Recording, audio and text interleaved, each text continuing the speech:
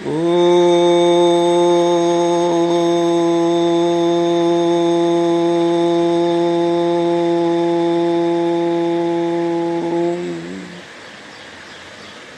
सभी श्रोता बहन भाइयों को नमस्ते।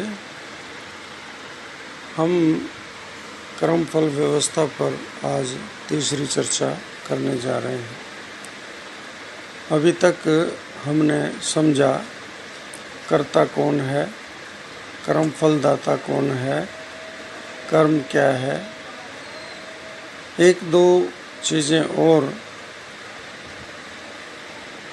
भोक्ता कौन है। भोक्ता उसको कहते हैं जो किए हुए कर्म के फल को भोगता है, उसको भोक्ता बोलते हैं। तो भोक्ता वही होता है जो कर्ता होता है, और भोक्ता भी क्योंकि करता है, कर्ता चेतन होता है, तो भोक्ता भी क्योंकि भोक्ता ही करता है इसलिए वो चेतन होता है। तो भोक्ता कर्म के करने वाला ही भोक्ता होता है, कोई अन्य नहीं होता। बहुत से लोग आजकल ऐसा करते हैं कि भाई कर्म तो कोई करे और फल कोई दूसरा प्राप्त कर ले। आजकल कुछ स्वार्थी तत्व भी ऐसा करते हैं कि भाई आपके घर पर कष्ट आया हुआ है, मैं आपके लिए तप कर लूँगा, मैं आपके लिए 1,00,000 गायत्री का पाठ कर दूँगा, मैं ये कर दूँगा और आपका कष्ट दूर हो जाएगा। और लोग उसको भरपूर मात्रा में धन आदि देते हैं, परंतु उस तप करने वाले, उस गायत्री का जाप करने वाले को तो फल आपने धन के रूप में दे दिया, परंतु आपका कष्ट दूर हुआ कि नहीं हुआ ये आप जाने। तो इसीलिए भोक्ता वही होता है जो करता होता है। तो करे कोई और उसका फल किसी और को मिले, ये हो नहीं सकता। दूसरा एक आता है दृष्टा। दृष्टा भी चेतन होता है। दृष्टा जो साक्षी, जिसने प्रत्यक्ष रूप में देखा है, जैसे कोर्ट में भी कहते हैं ना, चश्मदीद गवाह। तो ईश्वर क्योंकि सर्वव्यापक है, इसीलिए वो हर कर्म का स्वयं दृष्टा है। हमारा कोई भी कर्म उससे बचकर नहीं हम कोई भी कर्म कर सकते। तो परमात्मा चेतन भी है और स्वयं सर्वव्यापक होने के कारण से स्वयं दृष्टा भी है। अब हमारे आज तक देखिए, कोर्ट में जाकर के किसी भी गवाह को, चश्मदीद गवाह को वहाँ पर उपस्थित करते हैं, और जब से कोर्ट ये शुरू हुए हैं तब से ही ये गवाहियों का क्रम चल रहा है। परंतु आप देखिए कि गीता पर हाथ रख करके कहते हैं कि मैं गीता को साक्षी मान करके सत्य जो बोलूँगा सत्य बोलूँगा, सत्य के अतिरिक्त कुछ नहीं बोलूँगा। और आप जानते हैं कि कोर्टों में कितना सत्य बोला जाता है और कितना असत्य बोला जाता है। अब गीता का जो ज्ञान है, गीता का जो संदेश है, वो महत्वपूर्ण है, परंतु गीता पुस्तक रूप में अपने आप में एक जड़ वस्तु है। तो उसके सामने आप जो बोलेंगे वो कभी आज तक किसी गवाह को, किसी साक्षी को उसने रोक करके नहीं कहा कि तुम असत्य बोल रहे हो। इसी प्रकार से बहुत से लोग कहते हैं कि हमने मंदिर में विवाह कर लिया था, ईश्वर साक्षी है। अब वहाँ पर ईश्वर तो साक्षी आप मंदिर में नहीं करते तब भी है, क्योंकि ईश्वर हर जगह है, लेकिन मंदिर के अंदर वो पत्थर की या किसी धातु की रखी हुई मूर्ति, वो तो जड़ है।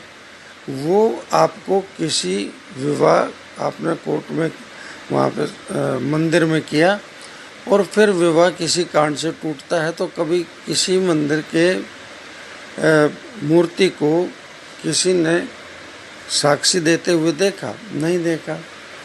तो वो भी क्योंकि जड़ है इसीलिए वो दृष्टा न होने के कारण, जड़ होने के कारण से वो दृष्टा नहीं हो सकता। दृष्टा सदैव चेतन होता है और न्याय ठीक ठीक वही करता है जो दृष्टा स्वयं होता है। तो ईश्वर क्योंकि निष्पक्ष भी है और वो सामर्थ्यवान भी है, बुद्धिमान भी है और स्वयं दृष्टा है, इसीलिए उसका किया हुआ न्याय सदैव सत्य होता है और वो अन्याय नहीं कर सकता, वो इसीलिए न्यायकारी कहलाता है।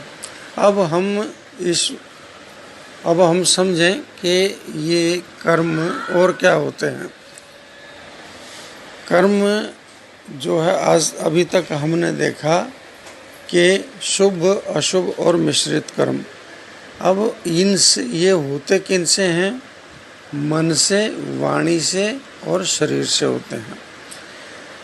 महर्षि देव दयानंद अपने ग्रंथ में लिखते हैं, कौन से ग्रंथ में? आर्य उद्देश्य रत्नमाला में 48वें क्रम पर वो लिखते हैं क्रम की परिभाषा। क्रम की परिभाषा में वो लिखते हैं, मन, इंद्रिय और शरीर में जीव जो चेष्टा विशेष करता है वो कर्म कहलाता है। तो चेष्टा विशेष क्या है? वो वही सुख की प्राप्ति और दुख से निवृत्ति। उसके लिए जो जीव चेष्टा शरीर में करे, मन में करे या इंद्रिय में करे। तो इंद्रिय के का प्रतीक हमने उसमें लिया था वाणी को, परंतु इंद्रियां जो हैं हमारी कर्मेंद्रियां, ज्ञानेंद्रियां जो कर्म करती हैं वो भी जो है ना कर्म ही कहलाता है। तो हम इस प्रकार से इंद्रियों के और शरीर के और मन के द्वारा जो किए हुए कर्म होते हैं वो भी कर्मों की श्रेणी में ही आते हैं। वो चाहे अकेले मन में हो, चाहे मन से होकर के इंद्रिय में भी उतराए। जैसे मन से विचार किया किसी को हानि पहुंचाने के लिए, तब आपने जब मन में विचार कर लिया तो वो कर्म आपका मन से हो गया। मन में विचार करने के बाद जो वाणी में से कह दिया तो फिर वो वाणी के उससे भी हो गया। और सिर्फ कहने मात्र से नहीं रुके आप, उसके बाद आपने वो शरीर से भी कर डाला तो वो शरीर से भी हो गया। तो मन, वचन, मन, वाणी और शरीर से किया हुआ कर्म आपका कर्म कहलाता है। तो वो किसी एक के उससे भी हो सकता है और सबसे भी हो सकता है। मन से किए हुए संकल्प को आप ये नहीं कह सकते कि वो कर्म नहीं हुआ। मन में आपने ठाना किसी का मर्डर करना है और आपको मर्डर करने का मौका नहीं मिला, तो वो मन में आपने जो विचार किया था उसका संस्कार तो आपके चित्त पर पड़ ही गया। तो इसीलिए वो मन से किया हुआ कर्म तो आपका कर्माशय में चला गया। तो इसीलिए हम कभी ये नहीं सोचें कि जब तक शरीर से नहीं होता तब तक वो कर्म ही नहीं होता। बहुत से लोग ऐसा मानते हैं कि शरीर से किया हुआ कर्म ही कर्म कहलाता है। नहीं, मन से और इंद्रिय से, वाणी से किया हुआ कर्म भी कर्म ही होता है और वो आपके कर्माशय में जाता है। अब ये कर्म दो प्रकार के होते हैं। ये जितने हमने देखा शुभ, अशुभ और मिश्रित, इनको दो विभागों में बांटा जा सकता है, एक सकाम कर्म और एक निष्काम कर्म। तो सकाम कर्म कौन से होते हैं और निष्काम कर्म कौन से होते हैं? तो जो किसी उद्देश्य को लेकर, किसी चीज़ की प्राप्ति को उद्देश्य बना करके किया गया कर्म है वो सकाम कर्म है, और किसी फल की इच्छा न करके जो किया गया कर्म होता है वो निष्काम कर्म होता है। तो निष्काम कर्म और सकाम कर्म, सकाम कर्म हमेशा बंधन में डालता है और निष्काम कर्म बंधन से छुड़ाता है। तो निष्काम कर्म ही पुण्य कर्म कहलाते हैं और निष्काम कर्म से ही मनुष्य को मोक्ष प्राप्त होता है या उसको ईश्वर की प्राप्ति होती है, ईश्वर का सानिध्य मिलता है। तो हमने ये देखा कि अब ये जितने कर्म हैं इसमें ये अगर व्यक्ति स्वयं करता है, कई कहते हैं कि जी मैं तो खुद तो मैंने ये किया नहीं, एक मीट खाता है और वो कहता है जी मैंने तो खुद किसी पशु को मारा नहीं। मैं अब जो है अगर वो खा रहा है, कहीं से खरीद रहा है तो उसकी पूर्ति करने के लिए ही तो कोई किसी को काट रहा है, पशु को काट रहा है। तो इसीलिए ये नहीं समझ सकते हम कि मैं स्वयं करूं तो ही कर्म, तो कर्म जो है स्वयं के कर्म, किए हुए कर्मों को बोलते हैं कृत कर्म, और कोई व्यक्ति किसी से करवाता है उसको बोलते हैं कारित कर्म।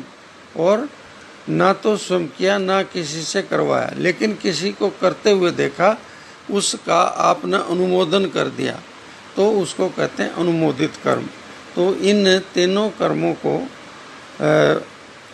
कृत, कारित और अनुमोदित कर्मों को, और इनके फल किस प्रकार से मिलते हैं इसकी चर्चा कल करेंगे। आज की चर्चा को यहीं विराम देते हैं। इति ओम शम। धन्यवाद।